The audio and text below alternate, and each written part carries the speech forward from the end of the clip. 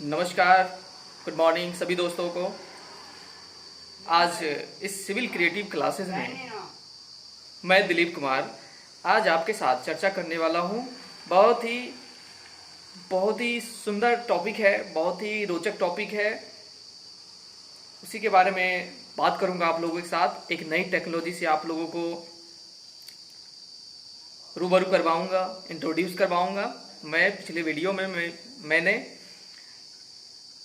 How can do the best in the civil engineering field उसके बारे में मैंने बताया था। मैंने सिलेक्शन के बारे में, सीमेंट सिलेक्शन के बारे में, ब्रिक के बारे में मैंने कई सारे आपको मैंने बताया था।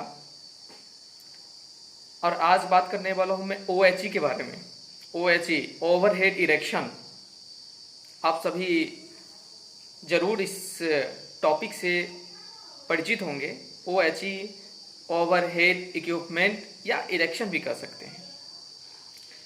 ये रेलवे की बहुत ही अपने देश के लिए न्यू टेक्नोलॉजी है। हमारा देश विश्व में 7वां स्थान रखता है क्षेत्रफल के दृष्टिकोण से, जनसंख्या में दूसरा ही स्थान रखता है। और रेलवे की दुनिया में हमारा देश विश्व में दूसरा स्थान रखता है दोस्तों। डेली 12,000 से अधिक गाड़ियां हमारे देश में चलती है। अभी लॉकडाउन है तो अभी कुछ गाड़ियां श्रमिक स्पेशल ट्रेन सब चल रही हैं दोस्तों। कम से कम 3 से 4 करोड़ लोग डेली ट्रैवल करते हैं ट्रेन के थ्रू। उसी को आगे बढ़ाते हुए हमारे देश में जिन सरकारों ने पिछले कई दशकों से देश में शासन किया है, उन्होंने भी अपना प्रयास किया है रेलवे के टेक्नोलॉजी को अप टू डेट करने में। लेकिन हम कहीं ना कहीं बहुत पीछे रह गए हैं। लेकिन वर्तमान में जिस तरह से रेलवे पर और इसके डेवलपमेंट पे ध्यान दिया जा रहा है, बहुत ही अच्छा है। और OHE उसी का एक जीता जागता उदाहरण है। हमारा देश में पहले कोयला इंजन चलता था, फिर धीरे धीरे और डेवलपमेंट हुआ तो डीजल इंजन आया। डीजल इंजन से जो है रेलवे चलती थी। अब टेक्नोलॉजी इतनी फास्ट ग्रोथ कर रही है कि अब हम इलेक्ट्रिक इंजन बना रहे हैं। आप पूर्णिया लोकोमोटिव जो फैक्ट्री है, आप उसका नाम सुने होंगे, बिहार में है। और बहुत ही बढ़िया इंजन वहाँ बनाई जाती है। हमारे देश में जल संसाधन की कोई कमी नहीं है। हजारों नदियाँ हैं, ऐसे कोई भी राज्य नहीं जहाँ नदी न हो। नदियों का लगभग जाल बिछा हुआ है। लेकिन हमारे यहाँ कुछ चीज़ों की कमी है। जैसे हम दूसरे देशों पर निर्भर रहते हैं पेट्रोल डीजल के लिए, और आजकल कोई भी गाड़ी ऐसी नहीं है जो पेट्रोल डीजल के बिना चल सकता हो। तो हमारी निर्भरता जो है दूसरे देशों पे अधिक होती है। तो हम अपने आत्मनिर्भर बनाने के लिए हमारे देश के सरकार, हमारे देश के जो वैज्ञानिक हैं, वो इस टेक्नोलॉजी के लाए हैं ताकि हम अपने देश में बिजली उत्पादन कर सके। हाइड्रो प्रोजेक्ट लगा करके हम बिजली उत्पादन कर सके और उसके थ्रू जो है हम अपने रेलवे को और भी अच्छा बना सके। यानी कि कई सारे ऐसे प्रोजेक्ट है दोस्तों कि रेलवे बहुत ही तेज गति से ग्रोथ कर रही है। जैसे bullet train Ahmedabad to Mumbai जो चलने वाली प्रोजेक्ट है, वो भी बहुत ही बढ़िया प्रोजेक्ट है। और इस रेलवे के टेक्नोलॉजी के क्षेत्र में एक बहुत बड़ी छलांग होगी भारत के लिए। हमें आज OHE के बारे में ही बात करना है। OHE overhead equipment. दोस्तों, OHE तो एक बहुत वास्ट चीज़ है, बहुत ही बृहत चीज़ है। लेकिन मैं एज एक सिविल इंजीनियर के नाते मैं अपना कुछ नॉलेज आपके साथ शेयर करना चाहता हूँ, ताकि अगर आप इस फील्ड में आना चाहते हैं, काम करना चाहते हैं OHE के फील्ड में, तो आपको क्या क्या काम सीखना पड़ सकता है और क्या क्या ज़रूरी चीज़ें हैं जो आपको जानना ज़रूरी है। क्योंकि अगर आप इसमें काम करना चाहते हैं तो आपको जानकारी बहुत होनी चाहिए। मैं बात करने वाला हूँ आज OHE की जो फाउंडेशन होती है उसके बारे में बात करूँगा। OHE की फाउंडेशन बहुत ही महत्वपूर्ण होता है। ये कंपनी के द्वारा सर्वे रिपोर्ट बनाया जाता है, जिसमें लेआउट प्लान बनाया जाता है, जिसको शॉर्ट में हम LOP कहते हैं, लेआउट प्लान। और उसी का एक जो क्रॉस सेक्शन ड्राइंग होता है जिसको CST कहते हैं, उसमें जितने भी फाउंडेशन की जानकारियाँ होती है उसमें मेंशन की हुई रहती है। यानी कि कौन सी लोकेशन होगी, किस लोकेशन पे हमको काम करना होगा, कौन सी फाउंडेशन होगी, किस टाइप का फाउंडेशन होगा, वहाँ पे सभी डिटेल्स लिखा हुआ रहता है। वहाँ की सॉइल के बारे में जानकारी होती है।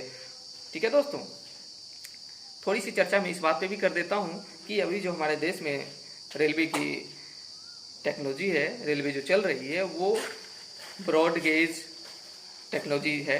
यानी कि दो ट्रैकों के बीच की जो दूरी होती है उसको ब्रॉड गेज कहा जाता है, यानी कि 1.676 मीटर होती है, यानी कि 1676 mm होती है।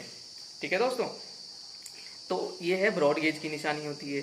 गेज क्या होता है? गेज, आप लोगों के मन में प्रश्न आ रहा होगा कि जो दो ट्रैक होती है उनके बीच की जो दूरी होती है वो गेज कहलाता है। पहले हमारे देश में नैरो गेज चलती थी, अब जो है डेवलपमेंट हुआ है ट्रेन में कुछ, तो वो अब ब्रॉड गेज चल रही है। ठीक है दोस्तों, तो आपको क्या क्या चीज़ ध्यान रखना चाहिए? इम्प्लांटेशन ध्यान रखना चाहिए। इम्प्लांटेशन जो होता है वो ट्रैक के सेंटर से बेस ऑफ द मास्ट, जहां हम फाउंडेशन की सेंटर रख रहे हैं और मास्ट की जहां हम बेस रखेंगे, उन दोनों के बीच की दूरी को हमें इम्प्लांटेशन कहा जाता है। इम्प्लांटेशन अपने यहाँ 2.5 मीटर से कम नहीं होना चाहिए। That means the minimum implantation of the foundation 2.50 metre. आप इसे ज़्यादा कर सकते हैं, कम नहीं कर सकते, क्योंकि अगर आप कम करते हैं तो ट्रेन के परिचालन में बाधा हो सकती है, दिक्कत आएंगी। इसीलिए हम हमेशा ख्याल रखते हैं कि इससे ज़्यादा ही हो। तो फाउंडेशन की जो कुछ जानकारी है वो आपको बता देता हूँ कि फाउंडेशन की कोड होती है, इसमें डायरेक्ट लोड उस फाउंडेशन के ऊपर कितना आता है इसकी भी जानकारी होती है, उस फाउंडेशन पे उसकी बेंडिंग मोमेंट कितनी होती है वो भी आपको जानकारी थोड़ी बहुत होनी चाहिए। बट मैं आपको जानकारी मेन बातों की दूंगा। इसके बाद मैं जो वीडियो बनाऊंगा उसमें आप अगर कमेंट करते हैं तो मैं आगे भी इन चीज़ों को बताऊंगा। ठीक है दोस्तों, एक होता है साइड बियरिंग सॉइल प्रेशर, जिसमें 11,000 से लेकर के 21,500 तक की सॉइल बियरिंग प्रेशर होता है दोस्तों। फिर होता है side gravity soil pressure. Side gravity soil pressure में आपको 8,000 से लेकर के 11,000 तक जो है सॉइल प्रेशर लिखा हुआ रहता है। एक होता है प्योर ग्रेविटी सॉइल प्रेशर, जो आपको 3 कैटेगरी में इसकी डिवीजन होती है। एक होती है 5500, 8,000 और 11,000, इसकी डिवाइड किया गया है। यानी कि जो 5,000 वाली 5,000 kg पर मीटर स्क्वायर जो सॉइल प्रेशर होता है उसमें MG type, MG type, MG1, MG2 इस तरह से एक सीरीज बनाया गया है, जो आपको मैं आगे बताता हूँ। मेन बात बताऊंगा, इम्प्लांटेशन को मैंने बता दिया। इसके बाद होता है कि आपके पास लेआउट प्लान और CST होना चाहिए। जब आप काम करवाने जा रहा हो वहाँ जाके लेआउट कीजिए आप। लेआउट में उसकी साइज कितनी है, उसकी डायमेंशन कितनी है, लंबाई चौड़ाई और गहराई कितनी होनी चाहिए, ये बात जो है आपको पता होनी चाहिए। दोस्तों, लेआउट कराने के बाद जो है आप उसकी एक्सकेवेशन करते हैं, यानी कि गड्ढे खोदते हैं, उसको मिट्टी निकालते हैं। फिर जो है आप उसकी लंबाई चौड़ाई और गहराई उसका मेजरमेंट करते हैं। फिर ट्रैक जो लेवल होती है उसे ट्रैक ले करके आप डेप्थ नाप करके फिर जो है आप कंक्रीटिंग करना स्टार्ट करते हैं, जिसको हम फाउंडेशन कास्टिंग करना कहते हैं। ठीक है दोस्तों, तो फाउंडेशन कास्टिंग में हम M10 ग्रेड का कंक्रीट यूज करते हैं, यानी कि जिसका रेशियो होता है 1, 3 और 6, यानी कि 1:3:6। डेट मीन्स अगर एक बैग आप सीमेंट डालते हैं तो 3 बैग आपको बालू डालना है, डस्ट डालना है, यानी कि सैंड डालना है, और 6 बैग जो होता है वो आपको गिट्टी डालना है, एग्रीगेट डालना है। ठीक है दोस्तों, तो इसमें M10 ग्रेड का इस्तेमाल किया जाता है। M10, और इसमें ये भी होता है कि अगर रेलवे इसकी रिपोर्ट भी चेक करती है, यानी कि लैब रिपोर्ट भी चेक करती है कि हमने जो कास्टिंग किया है उसका लैब रिपोर्ट क्या है, उसका कंप्रेसिव टेस्ट किया जाता है, जिसको क्यूब फिल कराया जाता है। फिर उसकी क्यूब टेस्टिंग होती है लैब में, फिर उसको उस पर प्रेशर अप्लाइड करके उसकी लोड टेस्टिंग की जाती है। ठीक है दोस्तों, अब मैं बात करने वाला हूँ कि हम जब एक्सकेवेशन कर देते हैं, हम उसकी डायमेंशन भी चेक कर लेते हैं, तो फिर आगे क्या करना चाहिए। फिर आगे हमको करना चाहिए कि हम जब कंक्रीट स्टार्ट करते हैं तो हमारे पास कुछ इक्विपमेंट होना चाहिए, मिक्सचर होना चाहिए जिससे हम कंक्रीट बनाते हैं, लेबर होना चाहिए, हमारे पास वाइब्रेटर होना चाहिए। मस्टली वाइब्रेटर को यूज करना है दोस्तों, क्योंकि वाइब्रेटर जो होता है वो एयर वाइड को हटा देता है, जिससे आप फाउंडेशन का स्ट्रेंथ बढ़ जाता है। और आपके पास जो है सेटरिंग प्रॉपर होना चाहिए। सेटिंग प्रॉपर नहीं होगा तो आपकी फाउंडेशन की शेप अच्छी नहीं होगी, आपके कंप्लेन भी हो सकता है। आपकी फाउंडेशन का जो बिलिंग करेंगे, डीपीआर बनाएंगे, उसमें आपको सब चीज़ मेंशन करना पड़ता है, यानी कि वो कितने क्यूबिक मीटर का होता है ये सब मेंशन करना पड़ेगा। फिर उसमें एक स्क्रॉल लगाया जाता है दोस्तों। स्क्रॉल हम जिसमें मास डायरेक्शन करेंगे, फाउंडेशन के बीचों बीच सेंटर में हम स्क्रॉल बैठाते हैं, यानी कि वो स्क्रॉल बैठाते हैं जिसमें हम मास डायरेक्शन करेंगे। उसके स्पेस के लिए हमें स्क्रॉल बैठाना पड़ता है। उसकी जो डायमीटर होती है वो 50 सेंटीमीटर होता है। ऊपर में टॉप जो स्क्रॉल का होता है उसमें 50 सेंटीमीटर का रखते हैं, नीचे जो है आपको 45 का रखते हैं। इसलिए रखते हैं क्योंकि जब मास डायरेक्शन हम करते हैं तो हमें मूव करने में परेशानी ना हो। ठीक है दोस्तों, ये थी जानकारी फाउंडेशन की, बेसिक जानकारी। अब इसमें जो फाउंडेशन की टाइप होती है, बी टाइप होती है, HB टाइप होती है, NG टाइप होता है, BG टाइप होता है, MG टाइप होता है, ये अलग अलग चीज़ है। मैं आपको एक लेआउट दिखा रहा हूँ जिसमें आप समझ सकते हैं इस चीज़ को। बाकी मैं इसको डिस्क्रिप्शन बॉक्स में डालूंगा, मैं इसको देखिए दोस्तों। ये है,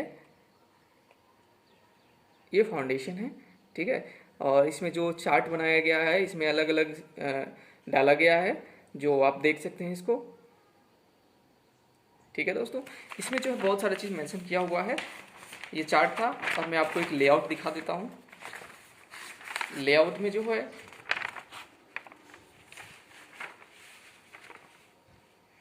मेनली इसमें सॉइल का बहुत ही ख्याल रखा जाता है। सॉइल, मिट्टी, यानी कि हम जानते हैं कि कई टाइप्स के सॉइल होते हैं। ब्लैक कॉटन सॉइल, बलुई मिट्टी होती है, जलोढ़ मिट्टी होती है, कंकरीली, पथरीली, कहीं कहीं रॉक्स भी पाया जाता है। तो हमको उसके हिसाब से फाउंडेशन की डिजाइन करना पड़ता है। ये आप देख लीजिए दोस्तों, ये है ये फाउंडेशन। इसमें जो है आपको ये साइड बेरिंग फाउंडेशन जो नॉर्मल सॉइल होता है, नॉर्मल सॉइल में 11,000 kg पर मीटर स्क्वायर इसकी सॉइल प्रेशर होता है, जिसमें आपको बी टाइप का फाउंडेशन आता है। ठीक है, जिसमें इसकी डायमेंशन जो है वो इस तरह से होती है। बी टाइप में B1, B2, B3, B4, B5, B6, B7, B8, B9, B10, B11, B12, B13 तक आता है। इसमें आपको डायमेंशन होता है मुख्यतः। इसमें आपको A, B यानी कि लंबाई, चौड़ाई और गहराई इस तरह की होती है। B1 के मैं एक बता देता हूँ, बाद बाकी मैं चार्ट डाल लूँगा तो आप उसमें देख लीजिएगा। B1 जो फाउंडेशन होता है उसकी लंबाई होती है 0.70, चौड़ाई होती है 0.70 और C जो होता है उसका 0.60 यानी कि, और हाइट यानी कि 1.80 मीटर। ठीक है दोस्तों, मैं ये सब मीटर में बोल रहा हूँ, आप कंफ्यूज मत होइएगा। ठीक है दोस्तों, ये इसकी जो वॉल्यूम होती है यानी कि 0.872। ठीक है दोस्तों, फिर आगे जब फाउंडेशन कास्टिंग हो जाता है इसके बाद भी बहुत सारा काम होता है, जैसे ग्राउटिंग हो गया। ग्राउटिंग बहुत ही ज़रूरी होता है क्योंकि वो मास्ट जो है इरेक्शन रहे, इसके लिए हमें ग्राउटिंग करना पड़ता है। ठीक है दोस्तों, तो आगे मैं बताऊंगा ग्राउटिंग की कैसे क्या प्रोसीजर है, क्या क्या करना चाहिए, उसमें कितनी क्वांटिटी लगती है सीमेंट की, कितनी आपको कौन से ग्रेड लगता है, वो मैं आपको बताऊंगा। ठीक है दोस्तों, एक होता है साइड बियरिंग फाउंडेशन जो कि नॉर्मल सॉइल में होता है। ठीक है, वो HB फाउंडेशन होता है। इसकी जो सॉइल प्रेशर होती है वो 21,500 kg पर मीटर स्क्वायर होता है। आपको बता देता हूँ कि हर जगह की सॉइल डिफरेंट होती है।